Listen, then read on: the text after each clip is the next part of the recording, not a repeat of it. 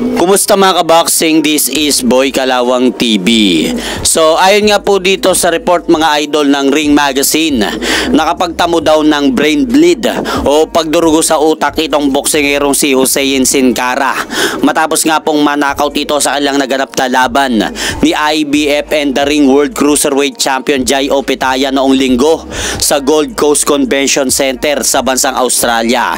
At ayon pa dito kay Mick Francis na promoter ni Hussein Sin Cara mga idol, mga 2 araw daw magtatagal ang kanyang alagang boksingero sa ospital dahil nakapagtamo nga po ito ng brain bleed o pagdurugo sa utak, at bukod pa daw sa natamo nitong injury sa ulo mga idol ay nakapagtala rin po daw ng bali si Hussein Sin Cara sa leeg, kaya critical nga po ngayon ang kalagayan ng kanyang alagang boksingero na si Hussein Sin Cara sa ospital.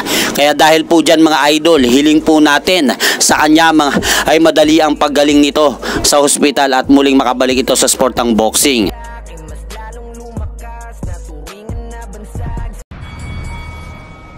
At sa kabilang banda naman mga idol, ginugunita nga po ngayong araw ng The Ring Magazine ang ika-13 taon matapos manakaut ang ating pambansang kamao Manny Pacquiao sa kamay ni Mexican boxing legend Juan Manuel Dinamita Marquez sa kanilang naganap na ika-4 na laban noong taong 2012, o saan napanalunan nga po mga idol ni Juan Manuel Marquez ang knockout of the year at ang fight of the year. At dahil sa laban na yan mga idol, hindi po nakikita ng mga tagapanood ng laban nilang dalawa na mananakaut si pambansang kamao Manny Pacquiao sa ilang segundo ng round 6 ng kanilang laban, dahil hinihintay na lang po ng kampo ni pambansang kamao Manny Pacquiao na itigil ng doktor ang laban nila, dahil basag na rin po ang ilong ni Juan Manuel Marquez sa laban na yon. Yun nga lang mga idol ay nasingitan si pambansang kamao Manny Pacquiao ng isang solidong kanang suntok na tumama mismo sa pagmumuka ni Pacman at nabago ang resulta ng laban, kaya nakuha nga po ni Juan Manuel Marquez ang panalo